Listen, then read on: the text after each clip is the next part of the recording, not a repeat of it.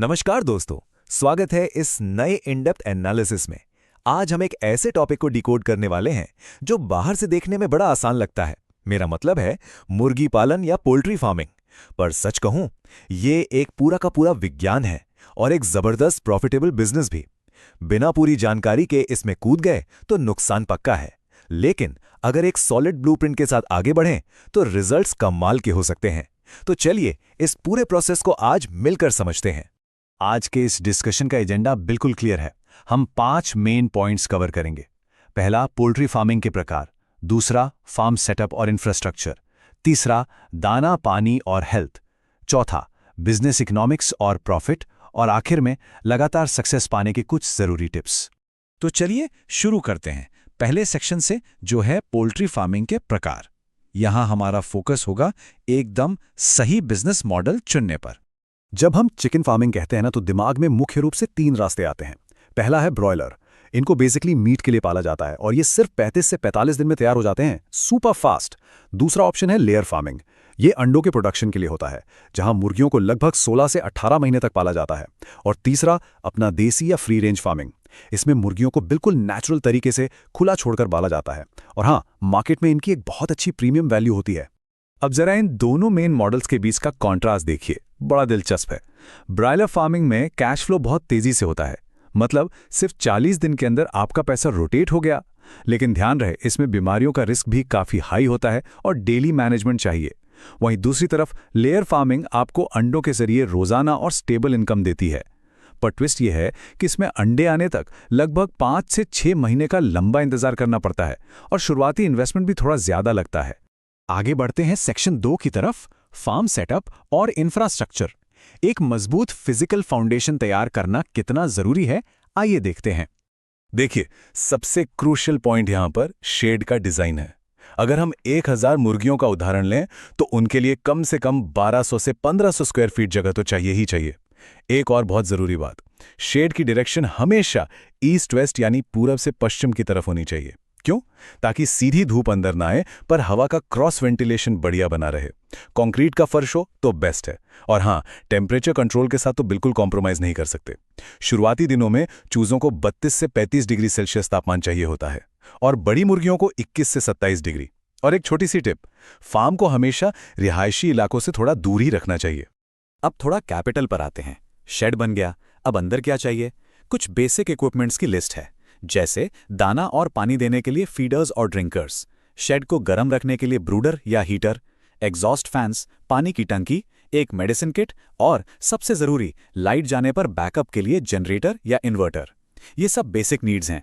अगर कॉस्ट की बात करें तो एक छोटे फार्म के लिए इन सब का इनिशियल खर्च लगभग 50,000 से शुरू होकर बड़े फार्म के लिए 5 लाख या उससे भी ऊपर तक जा सकता है। अब आते हैं तीसरे सेक्शन पर, दाना, पानी और स्वास्थ्य, यानी फार्म के रोजमर्रा के ऑपरेशंस। सच कहूं तो ये इस बिजनेस का सबसे बड़ा सीक्रेट है। पोल्ट्री फार्मिंग में आपकी टोटल लागत का लगभग 60 से 70% हिस्सा सिर्फ और सिर्फ मुर्गियों के दाने पर खर्च होता है। इसका सीधा सा मतलब ये है कि अगर मुर्गियों को सही दाना नहीं मिल रहा या दाना वेस्ट हो रहा है तो सीधा असर आपके प्रॉफिट पर पड़ेगा। फीड एफिशिएंसी को मास्टर करना लिटरली गेम चेंजर है यहां पर। और दाना देना भी ऐसे ही नहीं होता, ये एक पूरा साइंस है। ब्रॉयलर मुर्गियों की डाइट को 3 क्रोनोलॉजिकल स्टेजेस में बांटा जाता है। पहले 14 दिन उन्हें दिया जाता है स्टार्टअप फीड।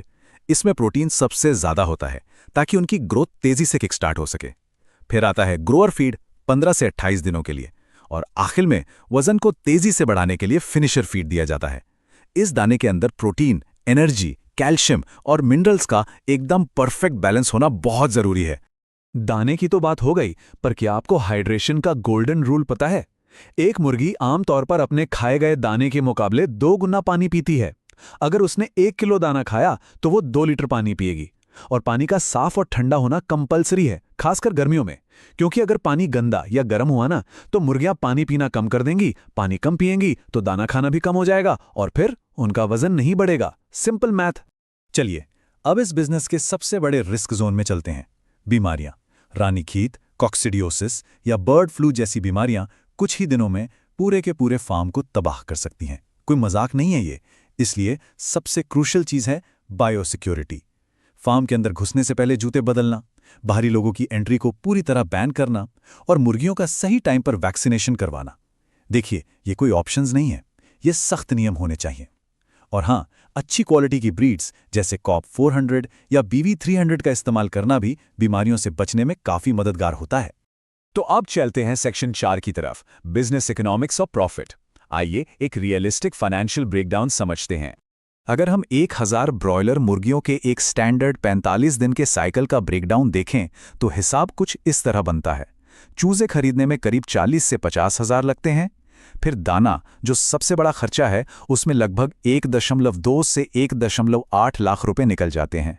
उसके बाद दवाइयाँ, बिजली और लेबर, इन सबको मिलाकर एक पूरा साइकिल कंप्लीट करने में औसतन 2 से 3 लाख रुपए की वर्किंग कैपिटल लगी जाती है। अब कमाई की बात करें, जब ये 1000 पक्षी तैयार हो जाते हैं तो हर एक का एवरेज वजन लगभग 2 किलो होता है। अगर मार्केट में इन्हें 100 से 130 रुपए प्रति किलो के लाइव रेट पर बेचा जाए तो टोटल रेवेन्यू लगभग 2.2 लाख से लेकर 3 लाख रुपए या कभी-कभी उससे थोड़ा ज्यादा भी हो सकता है। लेकिन यहां थोड़ा ध्यान दीजिएगा, ये ब्रेकडाउन रातों रात अमीर बनने के किसी भी इल्यूजन को तोड़ देता है।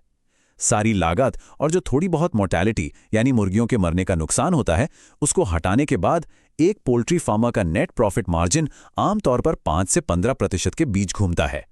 असल में ये पूरा वॉल्यूम का खेल है। आप जितनी एफिशिएंसी से अपने फार्म को मैनेज करेंगे, आपका मार्जिन उतना ही बेहतर होगा। वैसे इस रिस्क को मैनेज करने के 2 रास्ते होते हैं। पहला है कॉन्ट्रैक्ट फार्मिंग, जहां बड़ी-बड़ी कंपनीज आपको चूजे और दाना दे देती है। आपको सिर्फ अपना शेड और मेहनत लगानी है। इसमें रिस्क कम है, टेंशन कम है, पर प्रॉफिट भी फिक्स्ड और थोड़ा कम होता है। दूसरा रास्ता है खुद की फार्मिंग। यहां सारा इन्वेस्टमेंट आपका तो 100% प्रॉफिट भी आपका। लेकिन अगर मार्केट डाउन हुआ या कोई बीमारी आ गई तो वो पूरा का पूरा रिस्क भी आप ही का होता है। आखिर में आते हैं सेक्शन 5 पर, लगातार सफलता के टिप्स और कैसे इस बिजनेस को सेफली स्केल किया जाए। सबसे पहले उन कॉमन गलतियों की बात करते हैं जो नए लोग अक्सर कर बैठते हैं, जैसे लालच में आकर शेड में कैपेसिटी से ज्यादा चूजे भर देना, या पैसे बचाने के चक्कर में सस्ता और खराब क्वालिटी का दाना खरीद लेना, पीने का गंदा पानी देना, वैक्सीनेशन शेड्यूल मिस करना, या फिर वेंटिलेशन और तापमान पर ध्यान ना देना। देखिए, ये वो ब्लंडर्स हैं जो आपके प्रॉफिट को सीधा जीरो पर ला सकते हैं। इन्हें एक सख्त वार्निंग चेकलिस्ट की तरह लीजिए। तो नए लोगों के लिए सही एक्शन प्लान क्या होना चाहिए? सिंपल, छोटे लेवल से शुरुआत करें, सिर्फ 200 से 500 ब्रॉयलर्स के साथ। इससे रिस्क कंट्रोल में रहेगा, आपको सीखने का मौका मिलेगा और एक साइकिल में आराम से 10 से 40 हजार तक का प्रॉफिट भी निकल सकता है। पूरा फोकस दाने की एफिशिएंसी पर रखें और कोशिश करें कि मोर्टेलिटी रेट 5% से नीचे ही रहे। एक बार अच्छा एक्सपीरियंस हो जाए तब नाबार्ड जैसी संस्थाओं से लोन या गवर्नमेंट की पोल्ट्री सब्सिडी स्कीम्स का फायदा उठाकर आराम से 2000 से 5000 मुर्गियों के कमर्शियल स्केल तक जा सकते हैं। लेकिन इन सब के बाद एक आखिरी सवाल, और सबसे जरूरी सवाल, सारा नॉलेज एक तरफ, पर क्या आसपास के लोकल मार्केट की डिमांड को समझा गया है? क्या होटल्स, मीट शॉप्स और लोकल मार्केट एक नए वेल मैनेज्ड पोल्ट्री सप्लायर के लिए रेडी हैं? कोई भी शेड बनाने से पहले ना इस सवाल का जवाब जरूर ढूंढिएगा। खैर, उम्मीद है इस एनालिसिस ने आपको कुछ क्लैरिटी दी होगी। अगर ये इनसाइट्स वैल्यूएबल लगे हों तो इस एक्सप्लेनर को लाइक जरूर करें और ऐसे ही real fact based business analysis के लिए एग्रो प्रॉफिट हब को सब्सक्राइब करना ना भूलें। सीखते रहिए और आगे बढ़ते रहिए।